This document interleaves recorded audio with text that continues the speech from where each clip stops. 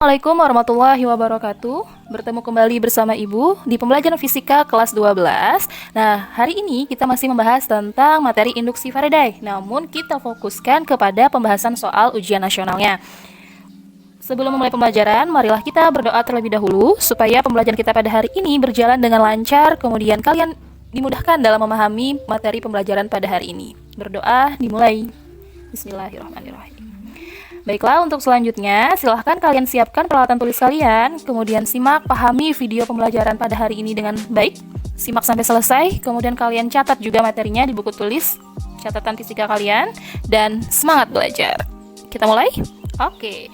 Nah, karena kita masih membahas tentang materi induksi Faraday, maka lebih baiknya kita kenalan dulu nih dengan tokoh utama atau pencetus dari si ilmu induksi Faraday, yaitu ada Bapak Michael Faraday.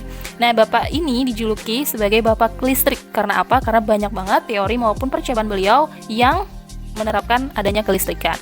Nah, beliau lahir di Inggris pada tanggal 22 September 1791. Kemudian beliau wafat juga di Inggris, yaitu tanggal 25 Agustus 1867. Banyak banget teori-teori maupun percobaan beliau yang terkemuka, kemudian yang saat ini kita nikmati juga. Ada 3 percobaan atau hasil karya beliau, yaitu ada motor listrik, kemudian ada generator, dan juga ada transformator. Nah, semua percobaan beliau itu menerapkan tentang kelistrikan, makanya beliau mendapat julukan sebagai Bapak Listrik. Dan teori-teori maupun percobaan beliau itu sangat berguna bagi kehidupan kita saat ini. Pokoknya beliau sangat berjasa ya di bidang kelistrikan. Selanjutnya kita masuk ke hukum Faraday. Nah, di sini ada 3 gambar. Maksudnya apa? Itu yang ada di genggaman tangan itu adalah magnet batang ya. Dengan berapa kutub kalau magnet? Iya, kutubnya ada 2, yaitu kutub utara dan juga kutub selatan. Biasanya untuk kutub utara itu diberi warna biru, sedangkan kutub selatan itu biasanya diberi warna merah pada magnetnya ya. Nah, kemudian saat magnet tersebut dihubungkan dengan suatu, ini namanya galvanometer ya, tapi adalah sebutannya adalah ammeter. Nah, kemudian di situ ada sebuah loop dihubungkan dengan ammeter dan magnet digerakkan. Jadi digerakannya itu berupa maju mundur ya kan, keluar masuk gitu. Nah, pada saat magnet tersebut dimasukkan ke dalam suatu loop atau suatu rangkaian, maka di situ terdeteksi adanya arus yang masuk gitu. Kenapa jadi terdeteksi? Karena jarum di penunjuk di alatnya itu bergerak ke sebelah kanan, artinya kan ada arus yang mengalir. Nanti di situ terlihat skalanya berapa arusnya. Kemudian arus yang muncul tersebut disebut sebagai arus induksi. Nah, jadi GGL, tahu kan GGL apa? Ya, pertemuan kemarin sudah kita bahas materinya, yaitu gaya gerak listrik. Nah, jadi GGL-nya disebut sebagai GGL induksi. Nah, jadi pada hukum Faraday ini terjadi penyimpangan jarum galvanometer, yang artinya dalam rangkaian itu mengalir arus listrik. Jadi pada saat magnetnya dimasukkan ke dalam rangkaian, maka jarum galvanometernya akan menyimpang ke sebelah kanan atau bergeser ke sebelah kanan. Kemudian pada saat dilepaskan atau dikeluarkan magnetnya, maka jarum galvanometernya atau jarum penunjuk skala di alat tersebut akan mengarah ke sebelah kiri sampai dalam keadaan stabil kembali.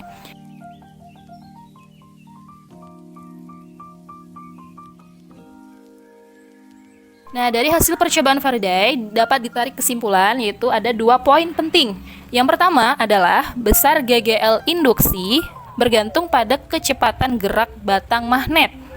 Dalam hal ini sama dengan perubahan flux magnetik setiap saat. Nah, pada gambar di slide sebelumnya kan ada gambar tangan yang sedang memegang magnet batang. Nah, jika di gambar tersebut adalah kalian dalam posisi itu megang magnet, kemudian kalian masukkan keluar masuk ke dalam suatu rangkaian atau loop ya istilahnya. Nah, jika semakin cepat kalian menggerakkan batang tersebut keluar masuk atau maju mundur ke dalam rangkaiannya, maka nilai untuk GGL induksinya akan semakin besar. Jadi kecepatan kalian menggerakkan itu juga mempengaruhi besar kecilnya dari GGL induksi.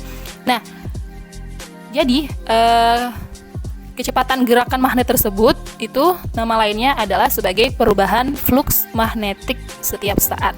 Jadi pada saat kalian menggerakkan maju mundur atau keluar masuk itu kan memerlukan waktu ya, atau selang waktu tertentu. Makanya di sini istilahnya adalah perubahan flux magnetik setiap saat. Jadi ada waktu di situ. Nah, kita masuk ke poin yang kedua. Besar GGL induksi bergantung pada jumlah lilitan di suatu kumparan. Jadi di dalam kumparan atau dalam rangkaian tersebut dililitkan suatu kawat. Nah, jadi kan membentuk suatu lilitan ya. Nah, jadi jika semakin banyak lilitannya pada kumparan tersebut, maka akan semakin besar nilai GGL induksinya. Begitu juga sebaliknya, kalau semakin sedikit jumlah lilitannya, maka ya semakin kecil jumlah GGL induksinya. Jadi ada dua poin penting ya. Yang pertama tadi kan GGL induksi bergantung pada kecepatan gerak batang magnet, dan yang kedua GGL induksi juga bergantung pada besar kecilnya jumlah di lilitan magnet. Nah, sehingga di sini ada persamaan untuk mencari nilai maksud Ibu nilai GGL induksi. Yang pertama, itu di situ ada E ya, atau epsilon, itu adalah simbol dari GGL induksi dengan satuannya adalah volt. Nah, jadi untuk GGL induksi ini sebenarnya sama aja dengan tegangan karena dia memiliki satuan yang sama. Cuma di sini karena pembahasannya beda ya dari rangkaian ohm yang dulu banget kita sudah pernah bahas. Tapi di sini sebenarnya sama aja karena satuannya sama-sama volt. Jadi GGL induksi sama dengan negatif N di sini adalah jumlah lilitan, kemudian dikalikan dengan delta flux. Jadi itu flux ya, tanda apa itu seperti O, kemudian di garis tengah gitu, itu artinya flux dengan satuannya adalah Weber. Perubahan flux, delta artinya perubahan.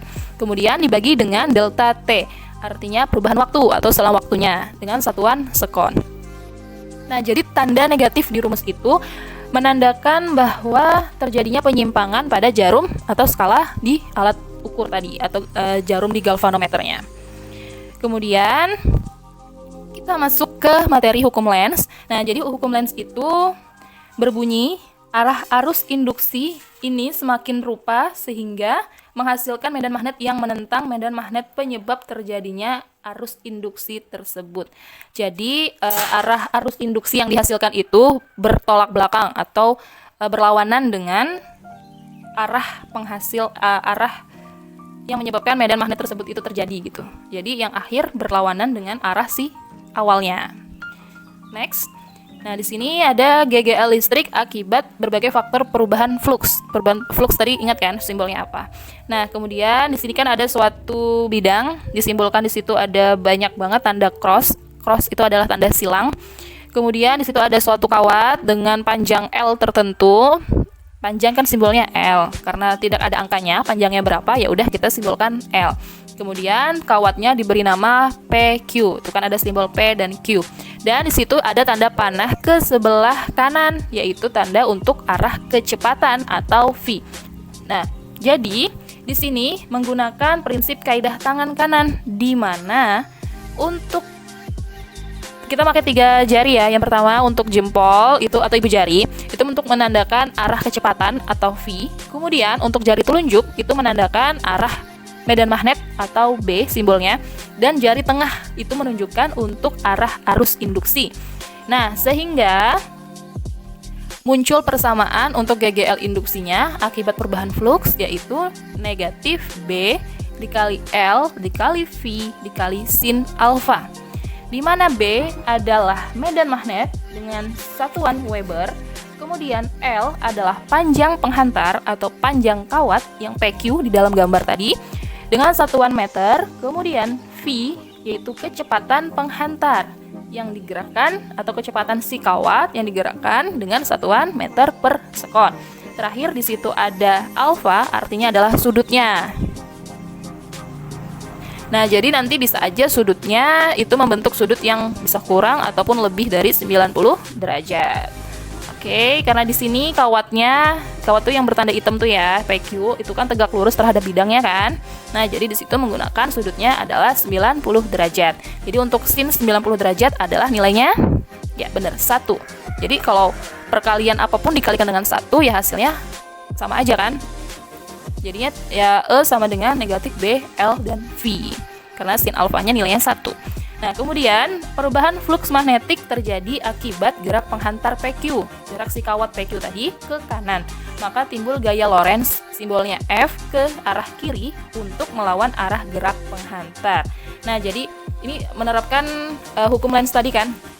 Jika arah si kawat PQ tadi kita arahkan ke sebelah kanan, maka gaya yang ditimbulkan atau gaya yang terjadi malah justru kebalikannya atau berlawanan, yaitu ke arah sebelah kiri. Selanjutnya, ini adalah sedikit ringkasan rumus-rumus yang ada di materi induksi Faraday. Di sini ada 3 sub pokok, yaitu ada tentang perubahan luas, kemudian ada perubahan medan magnet, dan yang terakhir ada perubahan sudut. Tuh di situ ada gambar transformator, ada gambar generator. Jadi untuk hasil penemuan si Bapak Faraday tadi cukup 2 yang kita bahas di materi ini. Yang terakhir tadi kan ada motor listrik, itu tidak termasuk di bab ini. Nah, di situ ada macam-macam rumus untuk perubahan induksi atau gegel induksi. Itu ada 2 ya, B, LV, kemudian yang ada sudutnya tinggal tambahkan sin tetanya aja. Kemudian untuk gegel induksi yang pertama tadi kan min N dikali dengan delta flux dibagi delta T. Kemudian di situ dikombinasikan juga dengan adanya hambatan atau R sehingga diperoleh lagi rumus yang baru, dan ada juga gaya magnetnya F, yaitu B dikali gegel induksi dikali dengan L-nya. Nah, pokoknya itu penurunan rumusnya. Ini penting banget kalian ingat, kalian pahami, kalian tulis juga nih, karena sering banget soal-soal muncul, langsung aja nanti kalian aplikasikan aja rumusnya. Nah, untuk aplikasi dari Faraday ini seperti transformator dan generator akan dibahas di pertemuan berikutnya sesuai dengan rumus-rumusnya juga. Oke, kita next ya. Nih, kita masuk ke pembahasan soalnya. Yang pertama untuk soal ujian nasional tahun 2012 garis miring 2013. Di situ disebutkan soalnya adalah sebuah kumparan menembus medan magnet homogen. Artinya homogen adalah sejenis ya, secara tegak lurus sehingga terjadi GGL induksi. Jika kumparan diganti dengan kumparan lainnya yang lilitannya menjadi 2 kali semula, maka laju perubahan fluksnya tetap. Yang ditanyakan adalah perbandingan GGL induksi mula-mula dan akhirnya berapa. Jadi di sini yang ditanyakan itu perbandingan antara GGL awal dengan GGL akhir. Oke, kita masuk di pembahasan soalnya. Nah, jangan lupa tulis diketahuinya, yaitu tadi kan jumlah lilitannya kan. Jadi jumlah lilitan kita ingat simbolnya adalah N besar, karena di sini ada 2 keadaan, yaitu keadaan awal sama keadaan akhir. Kita misalkan untuk keadaan awalnya diberi simbol 1 ya, diberi indeks 1, kemudian keadaan akhirnya diberi indeks 2. Jadi di situ ada N1 sama N2. Karena di soalnya tadi, jika keadaan atau GGL induksi akhirnya menjadi 2 kali semula untuk jumlah lilitannya, berarti kan untuk lilitan awal atau N1 kita misalkan nilainya 1. Kemudian untuk jumlah lilitan di GGL kedua, karena 2 kalinya berarti nilainya adalah 2. Kemudian di situ di soal juga disebutkan bahwa laju perubahan fluksnya bernilai tetap, berarti antara laju perubahan awal dan akhir itu sama nilainya, yaitu disimbolkan dengan delta flux 1 dibagi delta T1 itu sama besar atau sama nilainya dengan delta flux 2 dibagi delta T2. Nah, yang ditanya adalah GGL induksi awal dibanding dengan GGL induksi akhir. Sehingga kita ingat tadi hukum Faraday rumusnya apa, yaitu GGL induksi sama dengan negatif N dikali delta flux dibagi delta T. Jadi kita pakai rumus itu untuk perbandingan awal dan akhirnya. Langsung aja dibikin persamaannya. Kemudian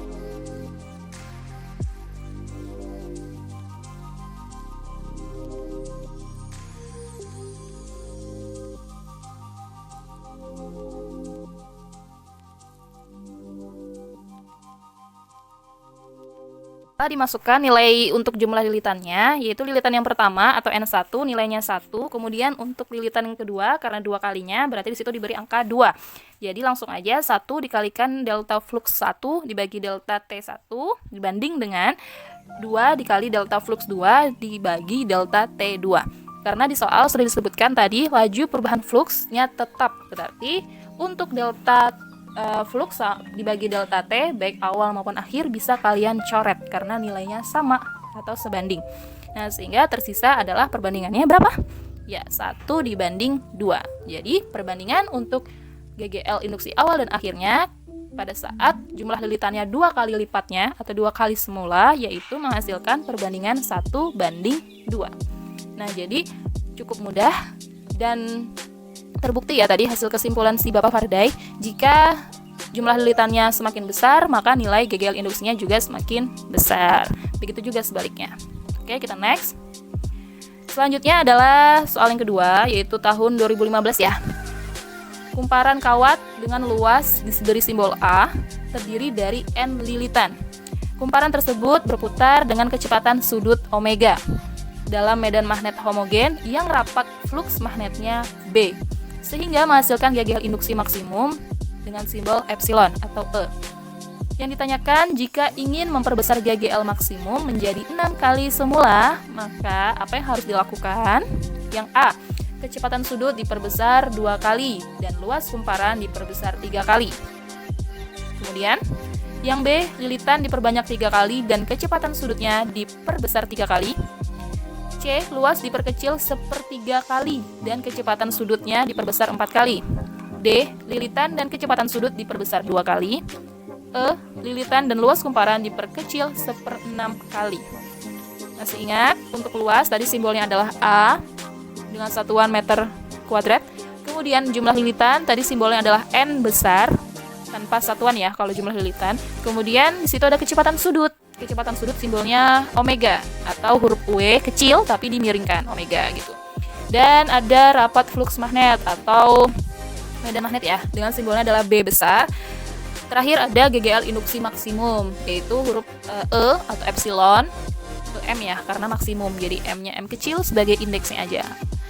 Nilainya adalah E. Nah, yang ditanyakan apa sih syaratnya yang harus dilakukan apabila GGL maksimum keadaan kedua itu menjadi 6 kali keadaan semula. Nah, apakah omeganya harus diperbesar, apakah luasnya, atau yang lainnya? Mari kita simak pembahasannya. Nih, setelah kita tulis tadi yang diketahuinya apa, ada luas, jumlah lilitan, kemudian ada rapat flux magnet, terus ada kecepatan sudut dan GGL induksi maksimum. Kemudian yang ditanyakan juga udah ditulis, sehingga kita masuk ke persamaan dari GGL induksi maksimum atau diberi simbol EM ya. M-nya itu kecil ya, rada turun sedikit ke bawah. Jadi jangan setara atau jangan setara dengan E-nya. Harus di bawahnya sedikit nulisnya. Jadi EM atau epsilon M sama dengan N dikali B dikali A dikali omega. N adalah jumlah lilitan, A adalah luas, kemudian B di situ adalah medan magnet atau rapat flux magnet, kemudian omega adalah kecepatan sudut. Nah, jadi kita coba semua pilihannya. Di situ kan tadi pilihannya dari A sampai E ya. Nah, kita coba langsung aja Ibu contohkan yang jawaban benar, yaitu ini untuk jawaban jika yang diperbesar adalah nilai luas dengan nilai kecepatan sudutnya. Nah, jika kita masukkan nilai luasnya adalah diperbesar 3 kali dengan kecepatan sudutnya juga diperbesar 2 kali, maka setelah kita masukkan ke dalam rumusnya, terbuktilah bahwa GGL induksi maksimum pada keadaan kedua itu menjadi 6 kali GGL induksi di keadaan semula atau keadaan awal. Ya kan? Karena 3 kali 2 itu menghasilkan angka 6. Kemudian tadi kan N, B, A, omega merupakan rumus dari GGL induksi maksimum. Jadi EM2 sama dengan 6EM. Jadi 6 kali keadaan semula atau keadaan awal. Sehingga tadi jawaban apa yang benar pilihannya? Ya, jawaban untuk opsi A. Jadi kecepatan sudutnya diperbesar 2 kali dan luasnya juga diperbesar 3 kali. Nah, kalau misalkan kalian gak percaya, silahkan kalian buktikan juga untuk opsi B, C, D, dan E-nya. Kalian hitung juga, masukkan ke rumus yang sama, kira-kira menghasilkan berapa kali GGL induksi maksimum pada keadaan akhirnya. Ya, kalian coba ya untuk opsi B sampai E-nya. Silahkan kalian kerjakan di buku catatan kalian. Kemudian next, soal terakhir, yaitu kita memiliki kawat dengan panjang L, panjang tertentu. Kemudian diberi nama PQ. Oh ya, panjangnya 50 cm, 50 cm, kemudian tegak lurus terhadap kawat AB.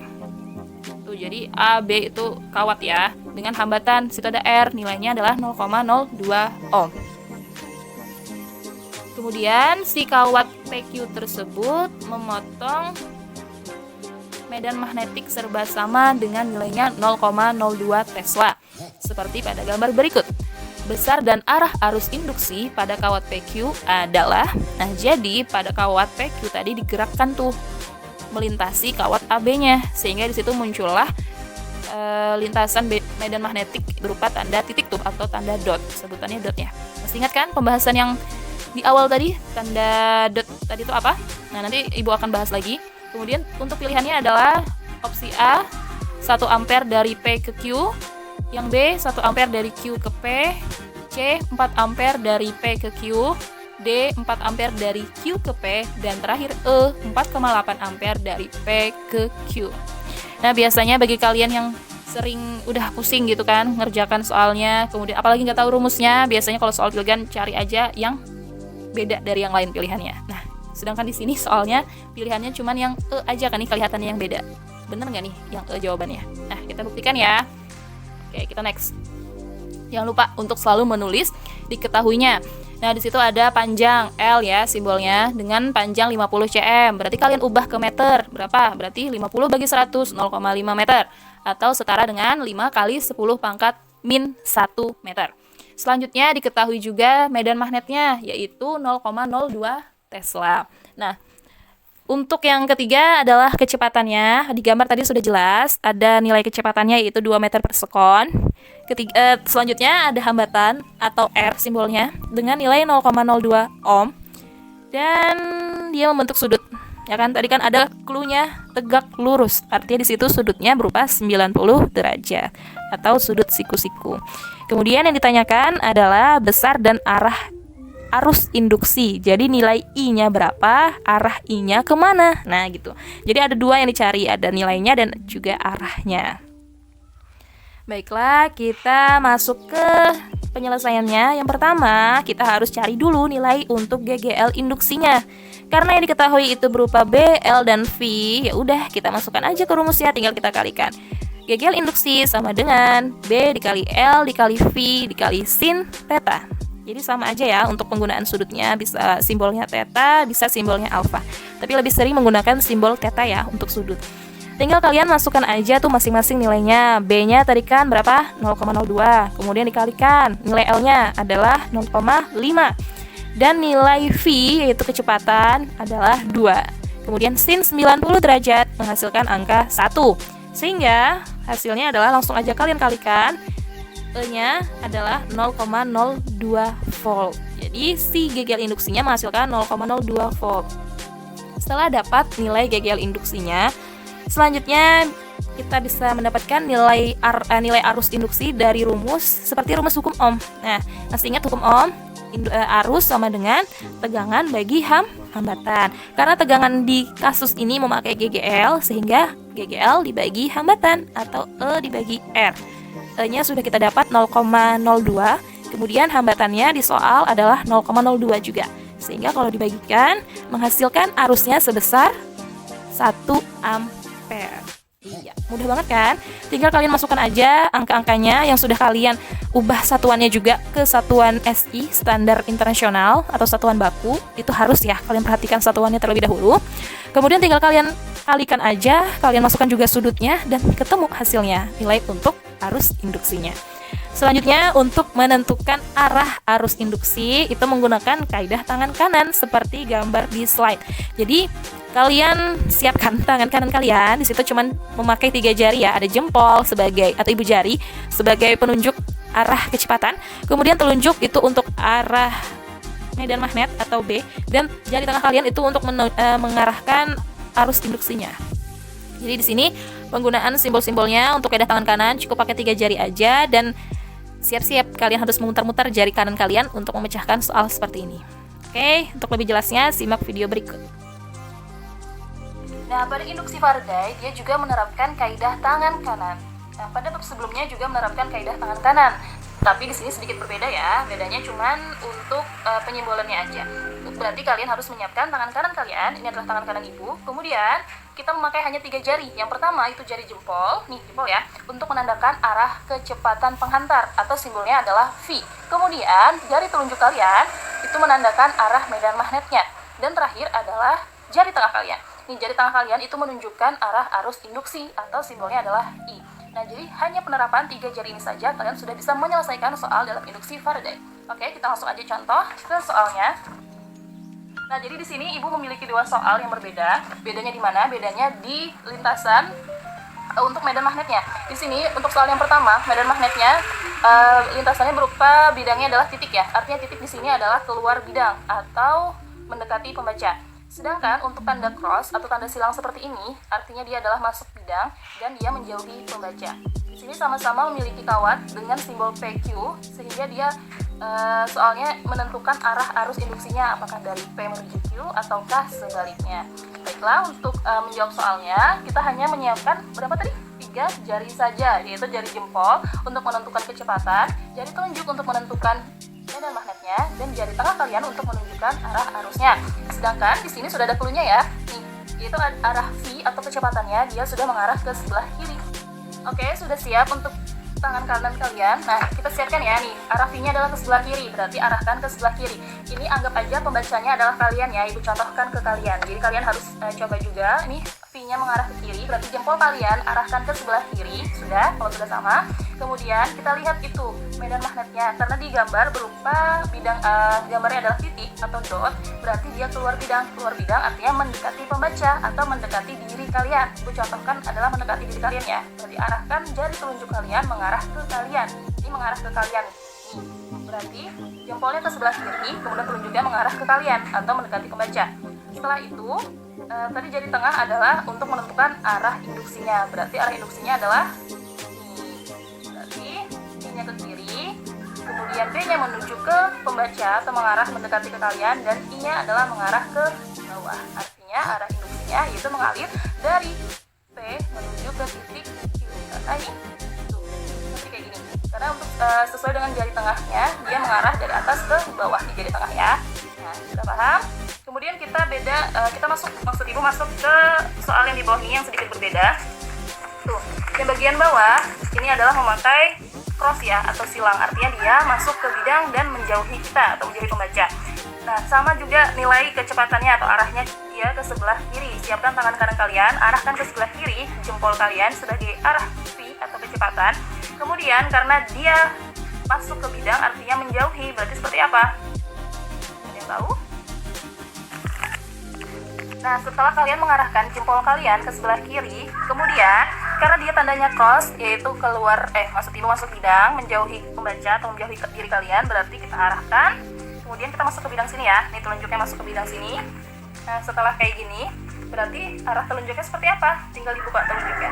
Tuh, jadi telunjuknya adalah mengarah ke atas, yaitu dari titik P menuju ke titik Q. Nah, nih ke atas. Nah, jadi untuk kaidah tangan kanan memang sedikit ribet ya, karena kalian harus pintar-pintar memutar-mutar jari-jari kalian sesuai dengan petunjuk soalnya seperti apa. Kalau misal tadi cross, artinya masuk bidang nih, masuk nih, telunjukkan masuk ke bidang, set gitu. Kemudian arah V-nya ke sebelah kiri, berarti arahkan aja jempol kalian ke sebelah kiri. Kalau sudah, baru deh kalian buka jari tengah kalian. Tuh, berarti dia otomatis arah arusnya ke atas, dari bawah ke atas, yaitu dari titik P menuju ke titik Q. Sudah paham? Semoga bisa kalian pahami dengan baik, dan kalau misalkan ada pertanyaan langsung aja tanyakan langsung ke Ibu. Terima kasih.